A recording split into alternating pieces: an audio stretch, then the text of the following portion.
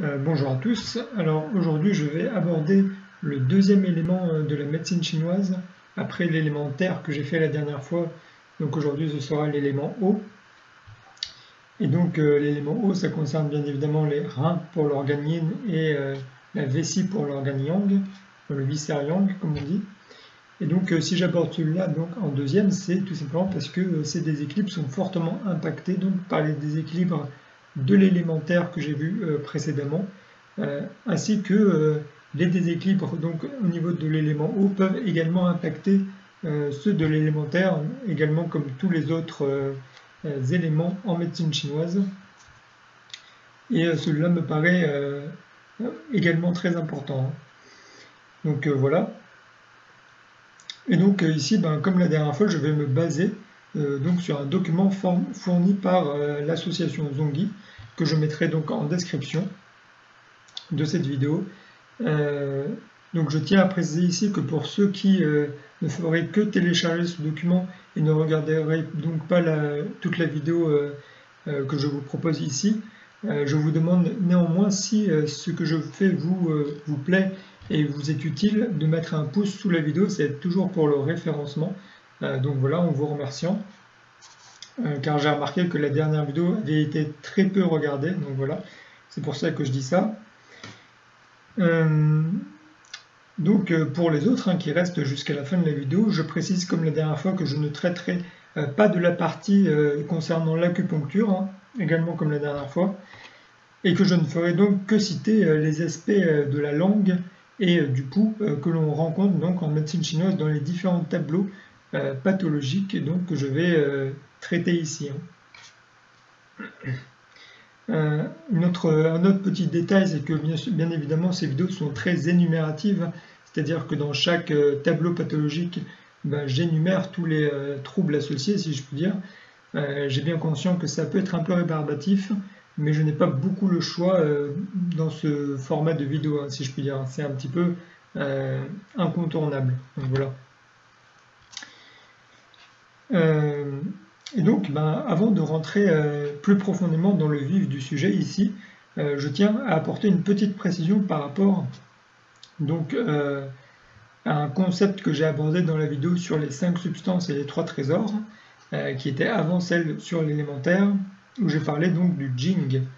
Et donc le Jing, comme je l'ai dit, c'est donc l'essence chez l'être humain. Et cette essence est donc stockée par le rein. C'est très important à comprendre.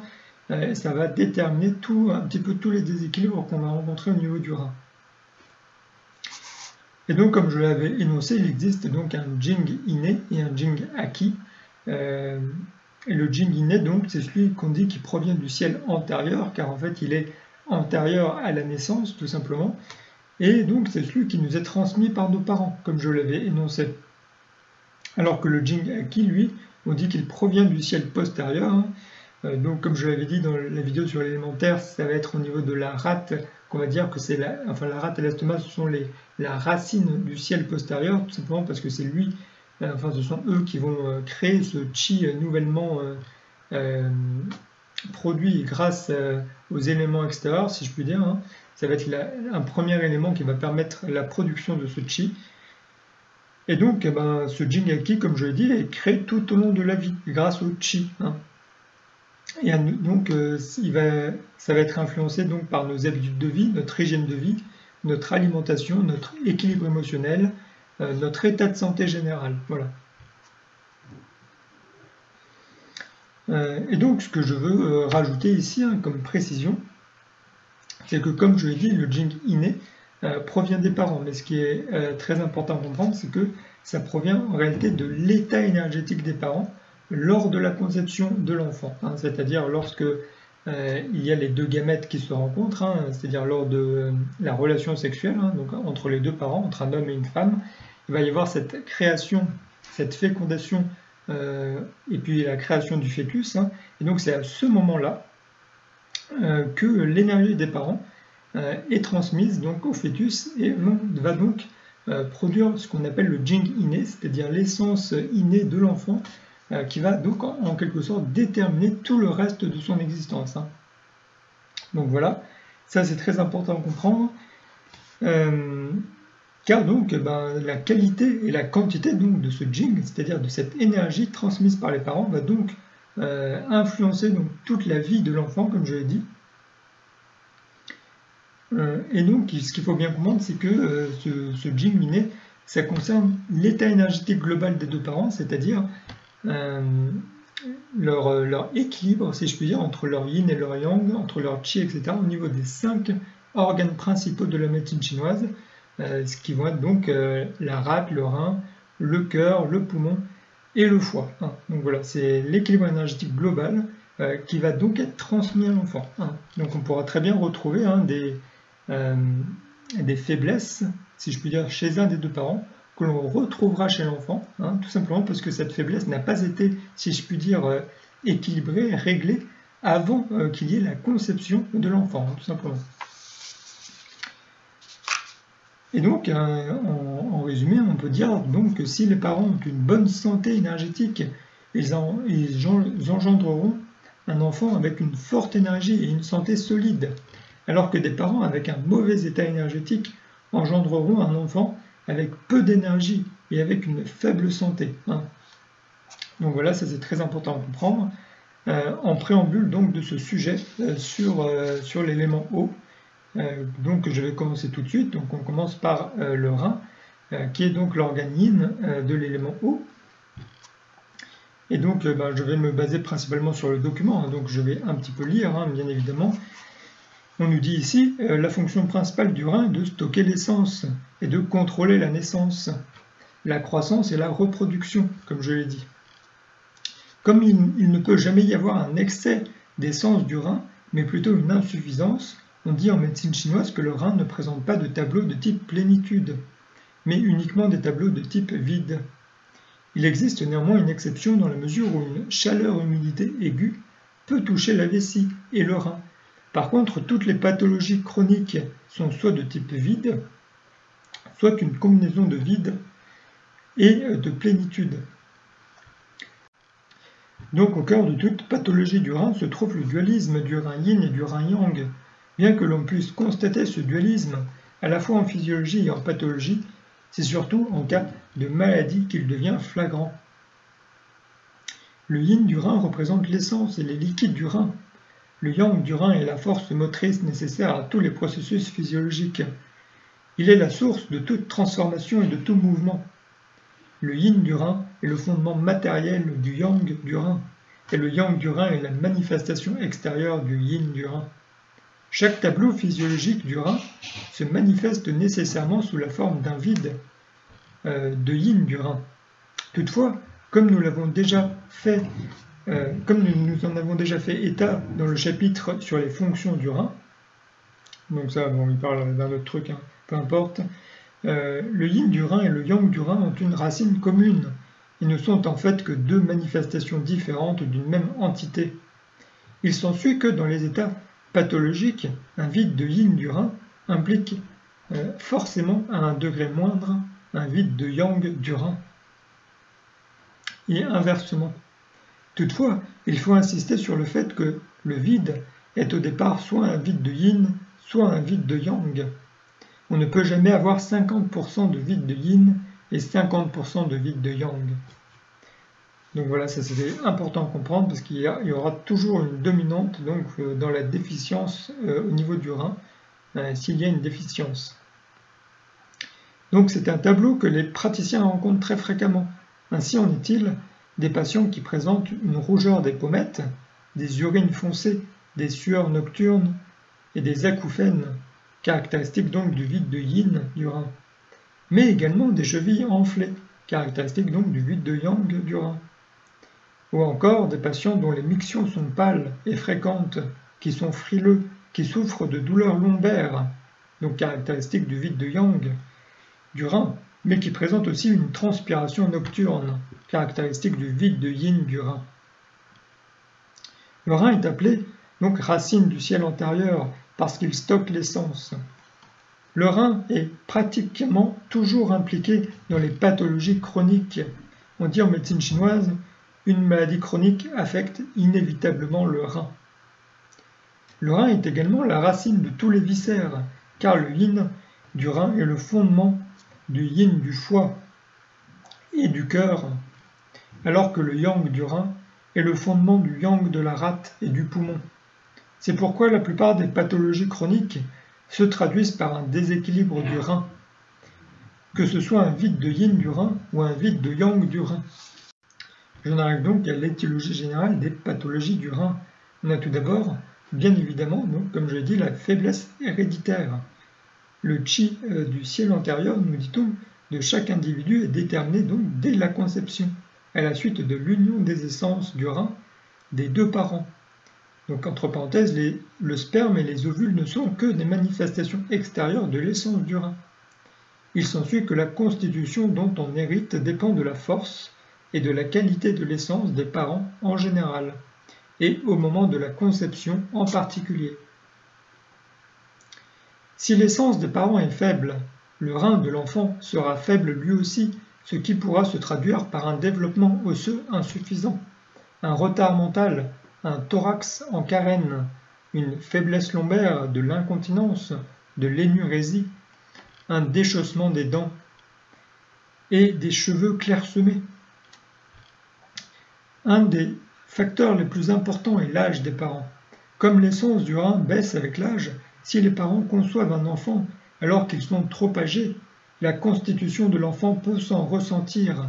De même, si les parents sont totalement épuisés au moment de la conception, l'enfant peut souffrir d'une faiblesse héréditaire, ce qui peut parfois expliquer des différences étonnantes dans le physique et la personnalité de certains frères et sœurs. Donc au niveau des émotions maintenant, l'émotion qui est liée au rein est la peur. Elle englobe la peur, l'angoisse et le choc émotif.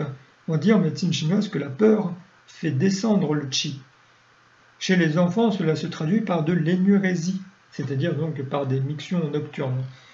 Une incontinence urinaire nocturne, pardon. C'est que l'enfant n'arrive plus à se retenir et fait pipi au lit. Donc se traduit par de l'énurésie qui très souvent provient de ce que l'enfant ressent un état d'anxiété ou d'insécurité dans la famille. Chez les adultes, par contre, la peur et l'angoisse très souvent ne font pas descendre le qi, mais le font monter. Des situations prolongées où domine l'angoisse peuvent engendrer un feu vide au niveau du rein qui monte alors à la tête et provoque des signes comme une bouche sèche, une rougeur des pommettes, de l'agitation mentale et de l'insomnie. Donc ensuite, il y a bien sûr comme facteur important l'activité sexuelle excessive. Donc on nous dit, une activité sexuelle excessive peut effectivement affaiblir l'énergie du rein, car l'énergie sexuelle est une manifestation de l'essence du rein, et un orgasme a tout simplement tendance à réduire l'essence du rein. Il faut bien préciser ici que par activité sexuelle excessive, on comprend toute éjaculation effective chez l'homme et l'orgasme chez la femme. Un acte sexuel qui ne se conclut pas par une éjaculation ou par un orgasme ne diminue pas l'essence du rein. Une activité sexuelle excessive comprend aussi la masturbation qui affaiblit l'énergie du rein tout autant que des rapports avec un partenaire. Outre le rein, d'autres viscères, plus particulièrement le cœur et le foie, contribuent à une vie sexuelle réussie.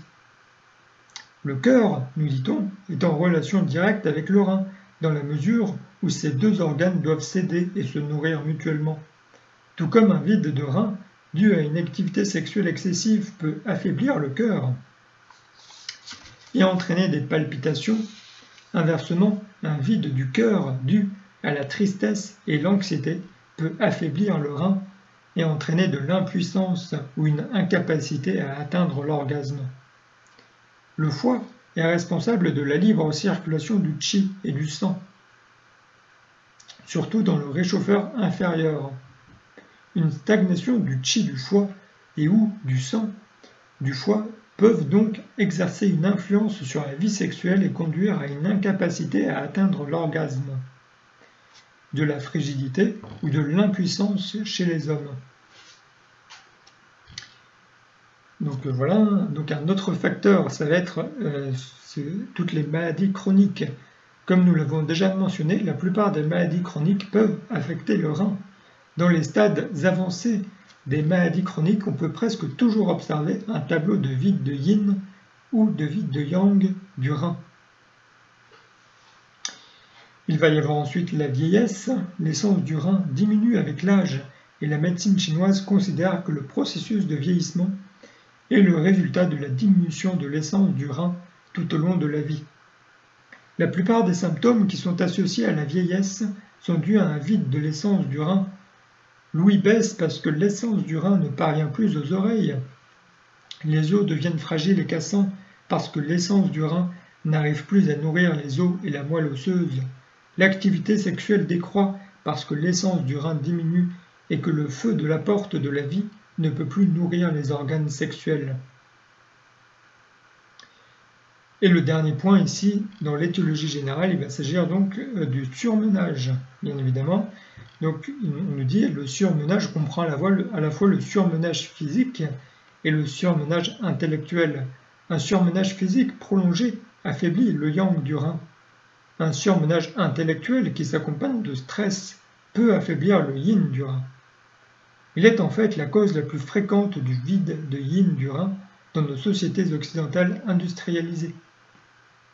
Toute une vie de travail et de stress, des horaires de travail trop longs, des repas pris à la hâte, à n'importe quelle heure ou tard le soir, le fait de parler d'affaires en mangeant, un travail intellectuel excessif qui n'est pas contrebalancé par une activité physique, tous ces facteurs se combinent pour épuiser les énergies yin du rein parce que le corps n'a plus aucune possibilité de le récupérer.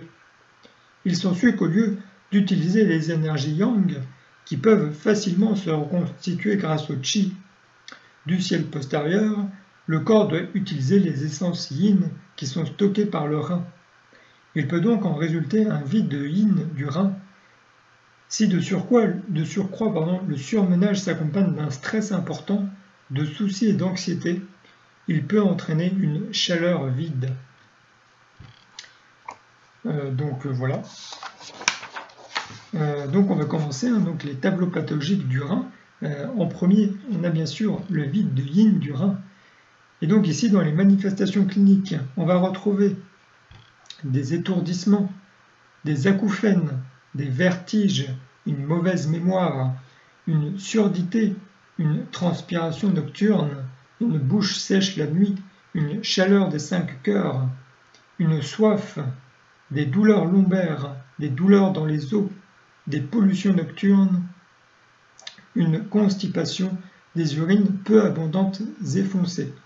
Donc ici, je rappelle bien évidemment, avant de poursuivre, que ce n'est pas parce que vous avez un vide de yin du rein que vous devez absolument manifester tous ces critères, toutes ces manifestations. Si vous en avez juste 2 ou 3, ça suffit. Voilà, ça c'est vraiment le tableau extrême, si je puis dire, du vide de yin du rein, que je vais préciser donc par la suite.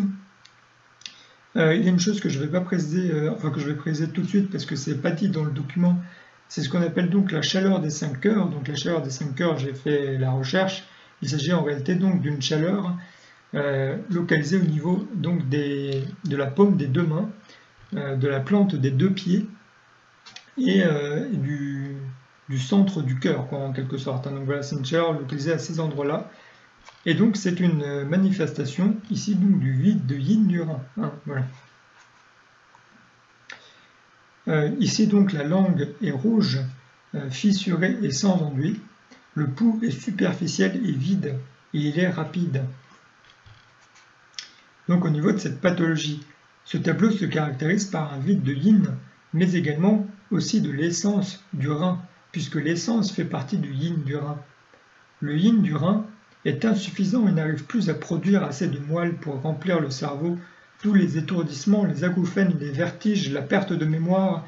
Les étourdissements sont légers et les acouphènes d'apparition progressive et lente, ressemblant à de l'eau en mouvement. Donc voilà, ça c'est important, c'est la caractéristique des acouphènes ici, ressemblant à de l'eau en mouvement. Le vide de yin du rein conduit à une insuffisance des liquides organiques avec sécheresse entraînant une bouche sèche la nuit, la soif, la constipation et les urines peu abondantes et foncées.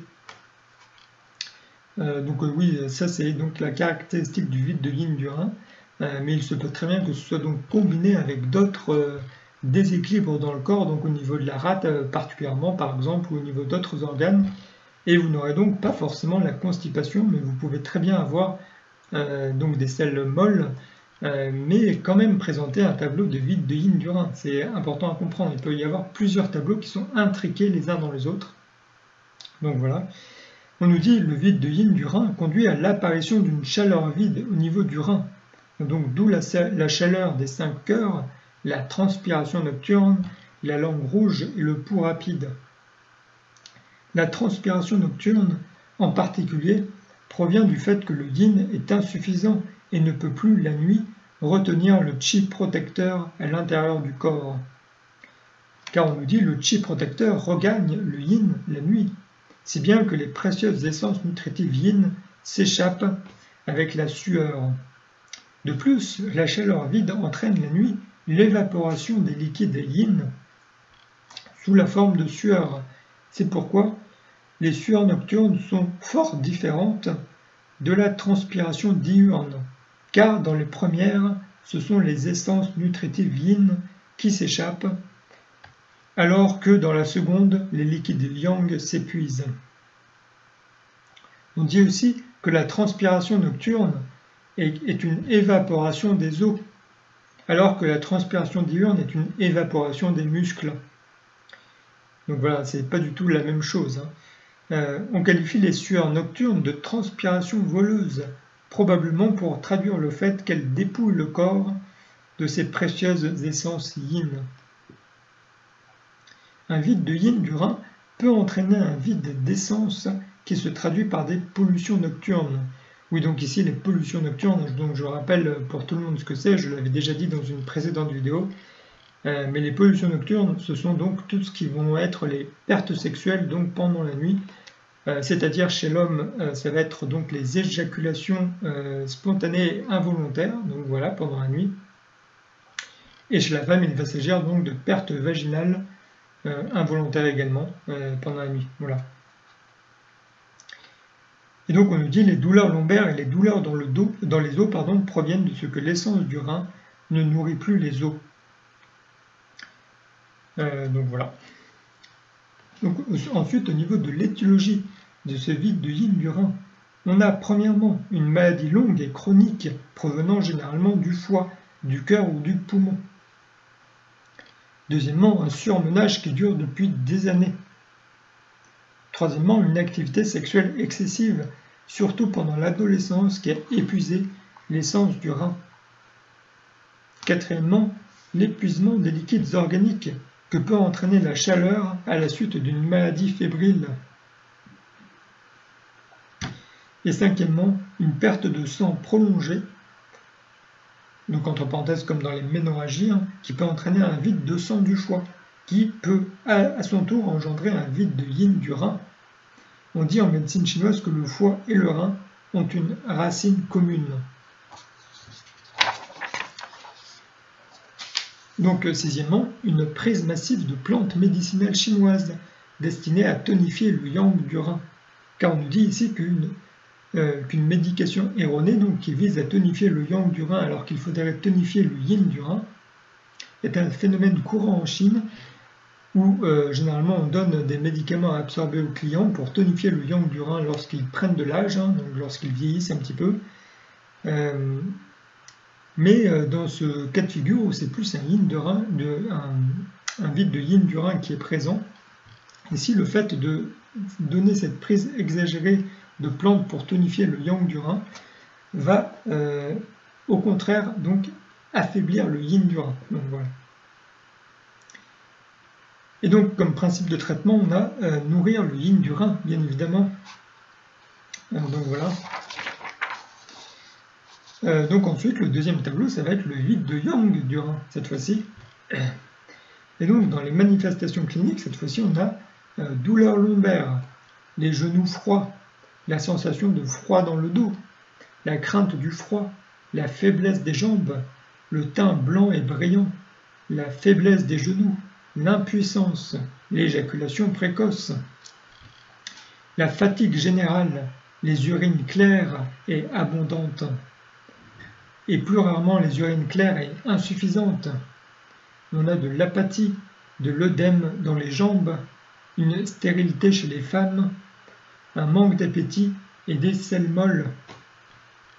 Ici, la langue est pâle, gonflée et humide, le pouls est profond, faible et fin. Et donc dans la pathologie, ici, il s'agit donc d'un tableau classique de vide de Yang qui se caractérise donc par des symptômes de froid interne. Lorsque le Yang est insuffisant, le feu de la porte de la vie n'arrive plus à réchauffer le corps et il en résulte une sensation de froid dans le dos et les genoux, de même qu'une crainte du froid.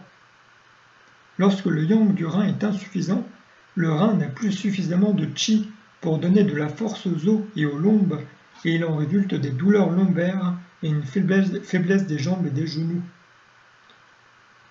Le Yang du rein, lorsqu'il est insuffisant, ne peut plus réchauffer l'essence. L'énergie sexuelle n'est plus nourrie par l'essence ni réchauffée par le Yang du rein. D'où l'impuissance et l'éjaculation précoce chez les hommes, la stérilité et la frigidité chez les femmes. Lorsque le Yang du rein est insuffisant, il est incapable de transformer les liquides qui alors s'accumulent et donnent des urines claires et abondantes. Dans certains cas particuliers, lorsque le vide de Yang du rein est tellement important qu'il entraîne une incapacité totale du Yang du rein à faire circuler les liquides, il en résulte au contraire des urines peu abondantes mais claires. Si les liquides s'accumulent sous la peau, cela provoque des œdèmes des membres inférieurs. L'accumulation des liquides au niveau de la langue lui donne un aspect gonflé et humide. Donc, en cas de vide de Yang du rein, le sang et la rate ne sont plus nourris. De même que les muscles, ceci explique donc la fatigue générale et la langue pâle. Au niveau psychologique, cela se manifeste par de l'apathie, un manque de volonté et une réticence à entreprendre tout projet. Le manque d'appétit et les selles molles viennent de ce que la rate n'est plus nourrie par le rein. Et donc au niveau de l'étiologie, on a qu'au bout d'un certain temps, premièrement d'évolution, une maladie chronique peut engendrer un vide de Yang du rein. Deuxièmement, une activité sexuelle excessive peut également être la cause d'un vide de Yang du rein, tout particulièrement si la personne s'expose au froid immédiatement après l'acte sexuel.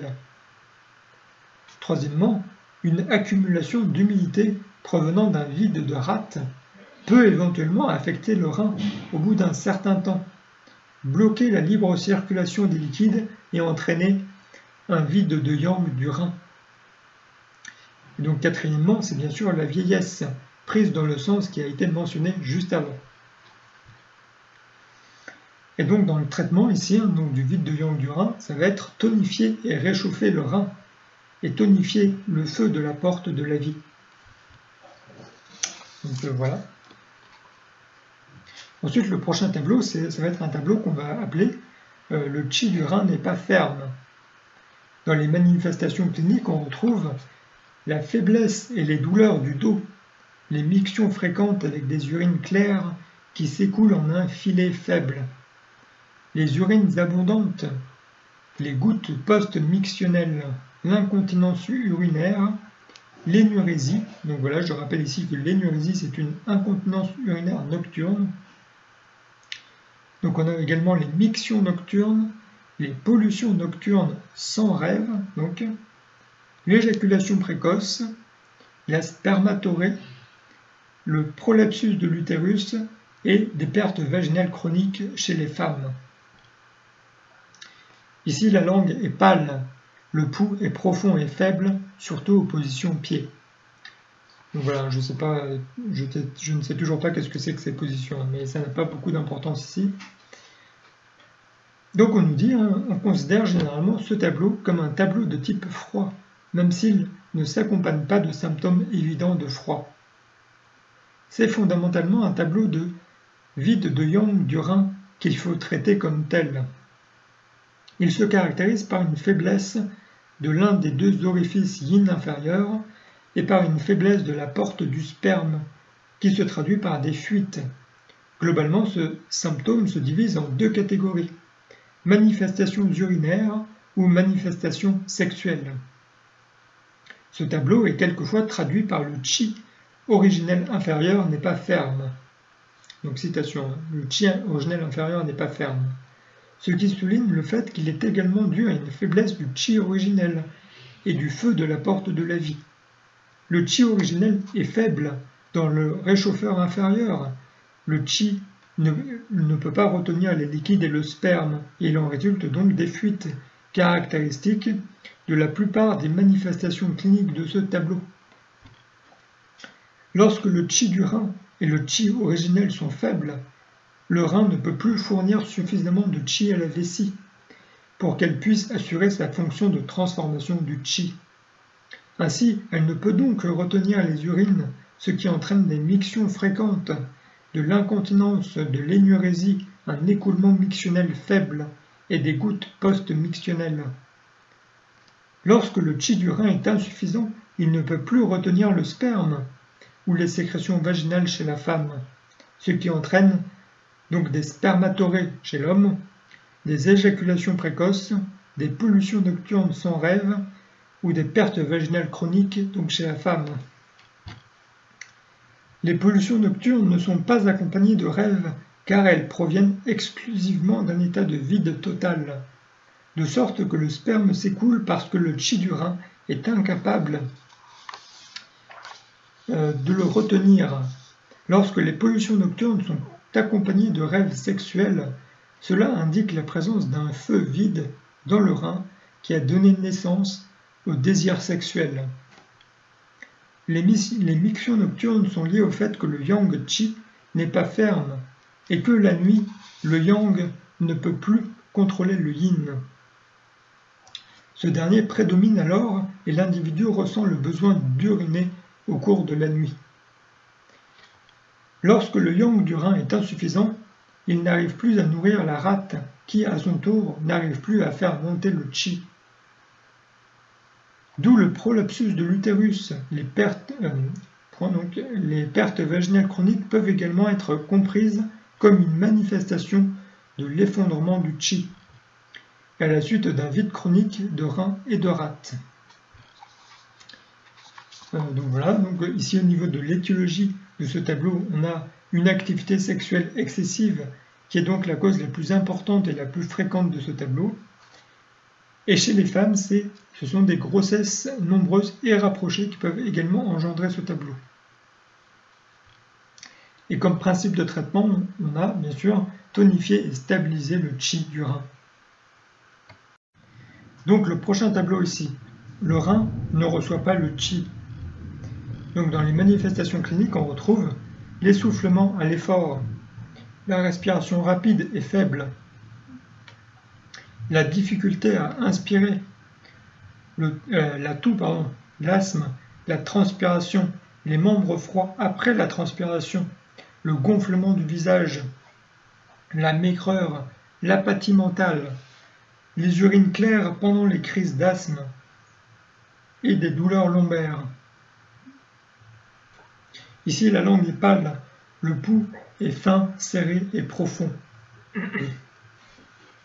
Donc on nous dit, ici c'est à la base un tableau de déséquilibre de la fonction du rein de recevoir le chi, et il faut le considérer comme une forme de vide de yang du rein. Lorsque le rein est faible et ne peut recevoir le chi et le maintenir vers le bas, le chi s'accumule dans la partie supérieure et entraîne une plénitude au niveau de la poitrine et un vide au niveau de l'abdomen. D'où l'essoufflement et l'asthme. Le rein contrôle l'inspiration, c'est pourquoi l'asthme, dans ce tableau, se caractérise par une difficulté à l'inspiration plus qu'à l'expiration, car ici c'est le poumon qui va contrôler l'expiration. Lorsque le yang du rein est faible, toutes les énergies yang du corps sont faibles, y compris le chi protecteur, d'où les sueurs et les membres froids. Le vide de yang du rein peut également provoquer des mictions abondantes et claires, tout particulièrement pendant les crises d'asthme.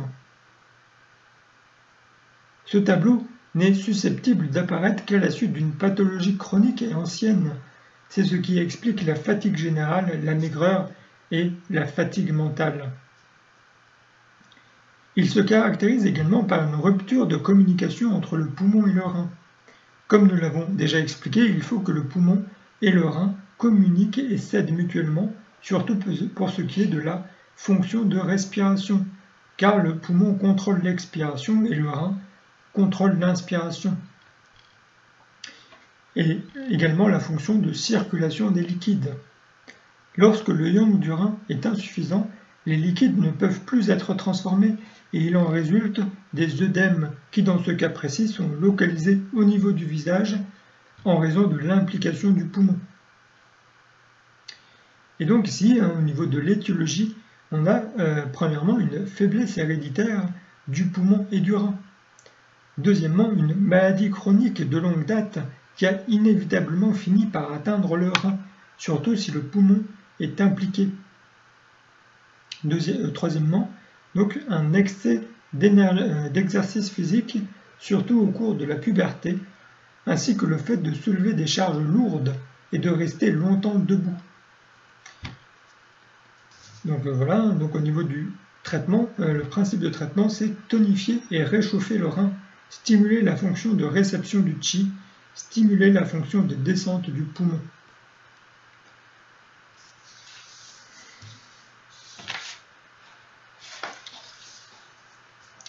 Donc le prochain tableau ici, ça va être le vide de Jing du rein au niveau des manifestations cliniques. On va avoir donc deux tableaux, ça va être chez les enfants, premièrement, un développement osseux insuffisant, une fermeture tardive de la fontanelle, un manque de vivacité d'esprit ou un retard intellectuel. Et chez les adultes, on va retrouver donc des os mous, une faiblesse des genoux et des jambes, une mauvaise mémoire, des dents déchaussées, une chute ou un blanchissement prématuré des cheveux, une activité sexuelle réduite et des douleurs lombaires. Ici, la langue est rouge et pelée, le pouls superficiel vide ou en peau de tambour. Et donc, on nous dit ici, ce tableau peut être considéré comme une forme de vide de yin du rein, car l'essence du rein fait partie du yin. Toutefois, l'essence du rein présente aussi un aspect yang, si bien qu'un vide de l'essence du rein peut également survenir dans un contexte de vide de yang du rein sous-jacent. Dans ce cas, la langue serait pâle et le pouls profond et faible. Lorsque ce tableau survient dans un contexte de vide de yin du rein sous-jacent, on peut noter d'autres symptômes de vide de yin tels que les acouphènes et les étourdissements. Ce tableau se caractérise par une insuffisance de l'essence. Ces manifestations affectent donc tout ce que contrôle l'essence, à savoir la croissance, la reproduction et les os. Lorsque l'essence du rein est insuffisante, elle n'arrive plus à produire la moelle et les os, d'où le mauvais développement osseux, la fermeture tardive de la fontanelle, le ramollissement des os, la faiblesse des genoux et des jambes. Les dents sont considérées également comme un prolongement du tissu osseux, d'où leur déchaussement. L'essence du rein produit la moelle qui remplit le cerveau. Si l'essence est insuffisante, la production de moelle est également insuffisante pour pouvoir remplir le cerveau, ce dont témoigne la mauvaise mémoire chez les adultes et le manque de vivacité d'esprit ou le retard intellectuel chez les enfants. L'essence du rein contrôle également la croissance des cheveux, d'où leur chute et leur blanchissement précoce. L'essence du rein est la base matérielle indispensable à une bonne activité sexuelle, d'où la faiblesse de l'activité sexuelle. Et donc dans l'étiologie ici, on a que chez les enfants, ça va être une faible constitution héréditaire, ce qui peut donc provenir de ce que les parents étaient trop âgés ou en mauvaise santé au moment de la conception. Et chez les adultes, ça va être la vieillesse ou une activité sexuelle excessive, surtout pendant la puberté. Donc dans le traitement, ça va bien être évidemment nourrir les sens. Donc voilà. Ensuite, prochain tableau. Ça va être un tableau qui va s'appeler vide de Yang du rein, l'eau déborde. Et donc manifestation clinique, on va retrouver des œdèmes, en particulier des jambes et des chevilles, une sensation de froid dans les jambes et le dos, une plénitude et une distension de l'abdomen, des douleurs lombaires, une sensation de froid, des urines peu abondantes et claires. Et donc là, ensuite, on a deux solutions, deux possibilités. Donc premièrement, l'eau déborde et inonde le cœur. Donc en plus des symptômes mentionnés ci-dessus, on a les palpitations, de l'essoufflement et des mains froides. Et deuxièmement, l'eau déborde et inonde le poumon cette fois-ci. Et donc en plus des symptômes mentionnés ci-dessous, on va retrouver des crachats aqueux et peu épais, semblables à de l'écume. On va retrouver de la toux, de l'asthme et de l'essoufflement à l'effort. Donc voilà. Ensuite, la langue, elle est d'aspect pâle, gonflé, avec un enduit blanc. Et le pouls est profond, faible et lent. Et donc ici, on nous dit, ce tableau représente un vide grave de yang du rein. Le yang du rein est incapable de transformer les liquides qui s'accumulent alors sous la peau et donnent des œdèmes. Selon les 8 règles, il s'agit d'un tableau de type vide plénitude, dans la mesure où le vide de yang du rein entraîne une accumulation de liquide qui, en elle-même, représente une pathologie de type plénitude. Le vide de yang, outre qu'il affecte le rein lui-même, peut également dans certains cas affecter le cœur et le poumon. Lorsque le vide de yang touche le cœur, il se manifeste par des palpitations et des mains froides provenant du vide de yang du cœur. Lorsqu'il touche le poumon, il se manifeste par des crachats fins et aqueux, semblables à de l'écume, qui sont caractéristiques de la formation de glaires fluides et dus à un vide de chi du poumon installé depuis longtemps. De plus, le vide de yang du rein implique une incapacité du rein à recevoir le chi, d'où la toux et l'asthme. Cette pathologie est obligatoirement chronique. Donc, voilà. Et donc au niveau de l'étiologie, donc on a premièrement une accumulation d'humidité chronique et ancienne qui entrave la fonction du rein de transformer les liquides. Deuxièmement, les effets d'un vide de yang de la rate dû à une accumulation, à une consommation excessive d'aliments crus et froids. Et donc troisièmement, lorsque l'eau va déborder et inonder le cœur, les effets d'un vide de yang du cœur sont dus à une faible constitution héréditaire et des problèmes émotionnels qui perturbent l'esprit. Et quatrièmement, lorsque l'eau déborde et inonde le poumon, les effets d'un vide de chi du poumon sont dus à une accumulation de froid externe dans le poumon qui n'a pas été résorbé et qui s'est transformé en glaire fluide interne. Donc voilà, donc au niveau du principe de traitement, ça va être tonifier et réchauffer le rein, transformer l'eau, tonifier et réchauffer le yang de la rate. Et ici, lorsque l'eau va déborder et inonder le cœur ou le poumon, il va bien sûr falloir réchauffer et tonifier respectivement le yang du cœur ou le chi du poumon. Donc voilà. Donc ici, on arrive au dernier tableau au niveau du rein. Il va s'agir du vide de yin du rein avec le feu vide. Au niveau des manifestations cliniques, on retrouve donc la rougeur des pommettes, l'agitation mentale, la sensation ébrieuse, les sueurs nocturnes, la fièvre légère, la fièvre vespérale. Donc ici, vespérale, ça veut tout simplement dire du soir, c'est une fièvre dans la soirée. Une sensation de chaleur dans l'après-midi, des insomnies, des urines peu abondantes et foncées, du sang dans les urines, une gorge sèche surtout la nuit, des douleurs lombaires, et donc ici des pollutions nocturnes accompagnées de rêves, un désir sexuel exacerbé et des selles sèches. La langue ici est rouge et pelée et fissurée avec une pointe rouge. Et le pouls est superficiel et vide et lait rapide. Et donc on nous dit ici, ce tableau correspond à un stade avancé de vide de yin du rein qui a engendré un feu vide et représente donc un tableau mixte de type vide-plénitude. Le feu vide représentant la pathologie de type plénitude. La plupart des symptômes sont dus à la montée du feu vide et à la sécheresse qui résulte du vide de yin. La rougeur des pommettes est une rougeur du visage uniquement localisée sur les pommettes et non sur la totalité des joues. La fièvre vespérale est caractéristique du feu vide. Elle peut se manifester par une sensation de chaleur l'après-midi plutôt que par une fièvre véritable. Le feu vide, qui provient d'un vide de yin du rein, peut monter, perturber le cœur et donc l'esprit, d'où les insomnies et l'agitation mentale. C'est ce que les Chinois décrivent sous les termes de cœur contrarié, qui se manifeste par l'impossibilité de tenir en place, nous dit-on, un sentiment de malaise et de vague anxiété difficile à décrire, mais bien réel et pénible pour le malade.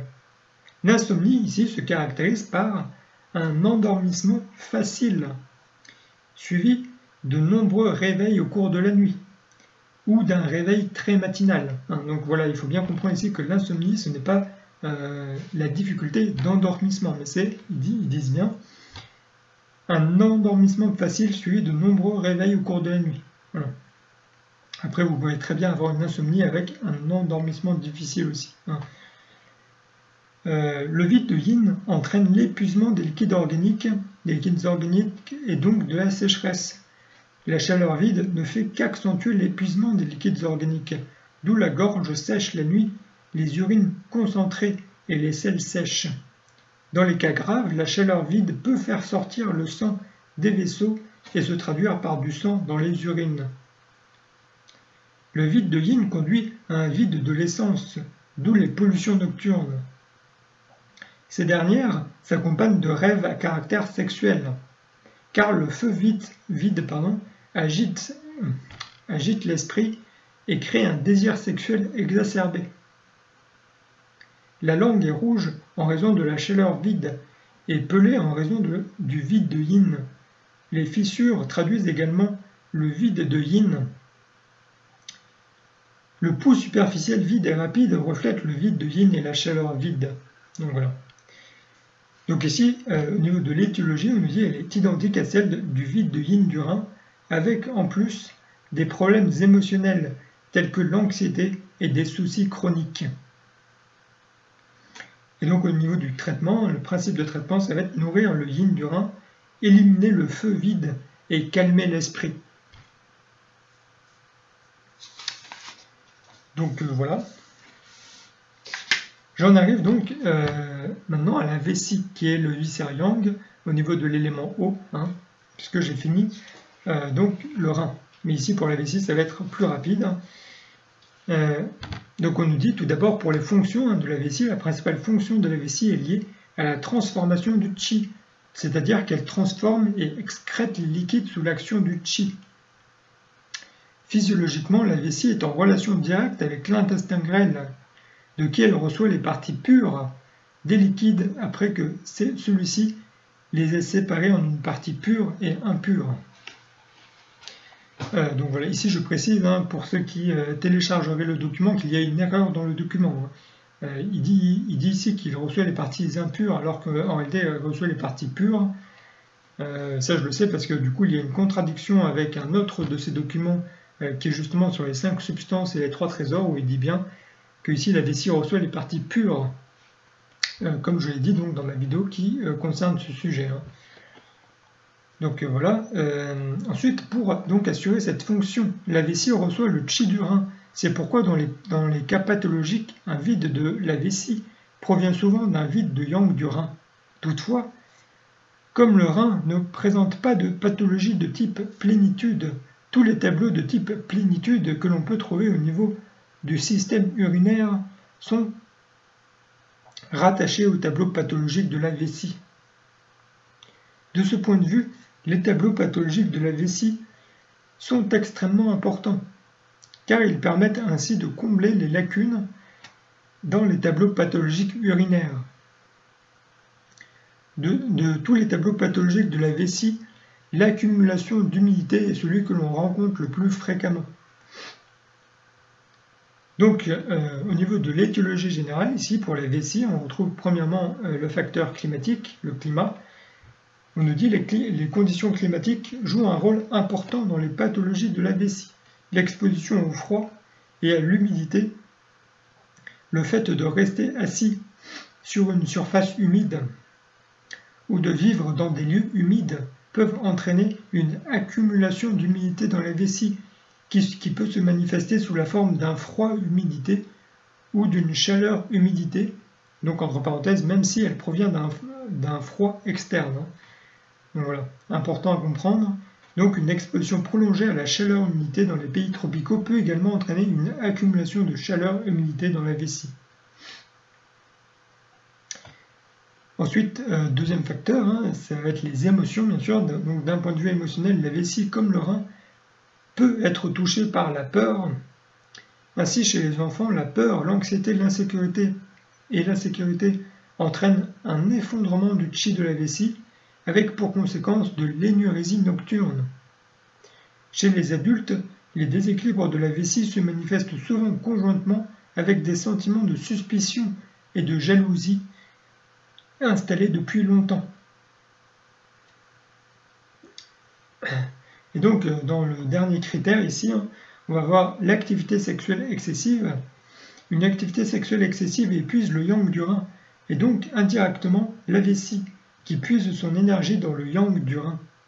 Il peut en découler des mictions fréquentes et abondantes,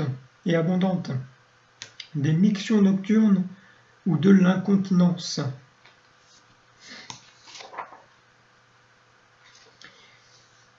Et donc le premier tableau qu'on va aborder ici au niveau de la vessie, il va s'agir de ce qu'on appelle la chaleur-humidité dans la vessie. Et donc ici au niveau des manifestations cliniques, on retrouve mictions fréquentes et urgentes, sensation de brûlure lors des mictions difficiles qui s'arrêtent brusquement en plein milieu, des urines jaunes foncées et ou troubles, du sang dans les urines, du sable dans les urines, une fièvre et une soif. La langue est rouge avec un enduit jaune épais et collant avec des points rouges sur la racine. Le pouls est rapide, glissant, légèrement en corde à la position pied du côté gauche. Ouais. Donc on nous dit ici, selon les 8 règles, ce tableau est un tableau de type chaleur-plénitude interne. Il se caractérise par la présence d'humidité et de chaleur dans la vessie. L'humidité obstrue la libre circulation des liquides dans le réchauffeur inférieur et engendre des mictions difficiles, urgentes, des urines troubles et un enduit lingual collant. Dans les cas les plus graves, l'humidité peut se matérialiser sous la forme de sable ou de calcul.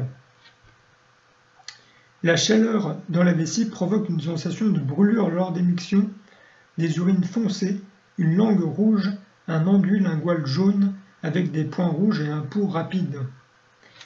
Et la fièvre et la soif sont des manifestations de la chaleur qui s'est généralisée. Donc voilà, ici je fais juste une petite parenthèse avant de poursuivre. Ici donc on nous parle donc de la formation de sable ou de calcul dans ce tableau donc de chaleur-humidité dans la vessie. Donc il faut savoir qu'en médecine chinoise, tous les problèmes dus à des calculs, c'est-à-dire la formation de cristaux, que ce soit dans les reins ou dans le foie, donc, sont dus en fait à une chaleur-humidité. Donc voilà, on en reviendra sur la partie donc sur le foie, l'élément bois. Mais voilà, je fais une parenthèse ici pour bien préciser le fait que si vous avez des calculs, c'est que vous avez un problème de chaleur-humidité, voilà, en fonction de la localisation. Donc, ensuite, au niveau donc, de l'étiologie de ce tableau de chaleur-humidité de la vessie, on nous dit que ce tableau peut provenir d'une exposition excessive à la chaleur-humidité externe ou à l'humidité et au froid externe. l'humidité et le froid pénètrent dans la vessie par le bas et peuvent ensuite se transformer en chaleur-humidité. Il est donc très important de ne pas oublier qu'un froid-humidité externe peut engendrer un tableau de chaleur-humidité dans la vessie. En fait, le tableau de chaleur-humidité dans la vessie est extrêmement fréquent dans tous les pays, même dans les pays froids. D'un point de vue émotionnel, ce tableau peut être secondaire à des sentiments de suspicion et de jalousie refoulés pendant longtemps. Et donc dans le principe de traitement, on nous dit qu'il faut éliminer l'humidité, disperser la chaleur et ouvrir la voie des eaux dans le réchauffeur inférieur.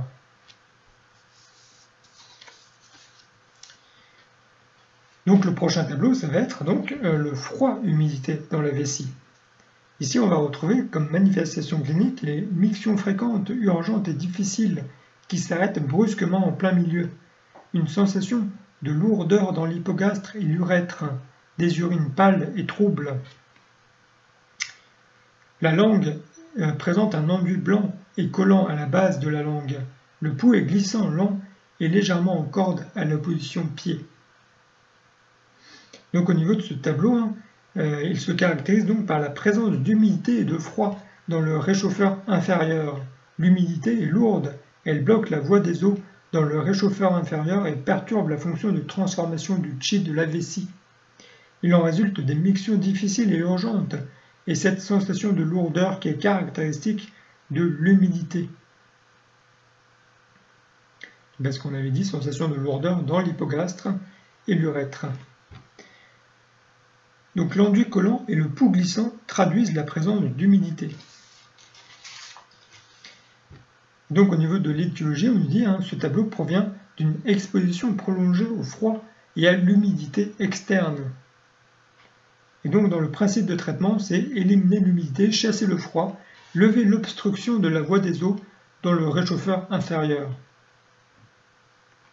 Tout simplement.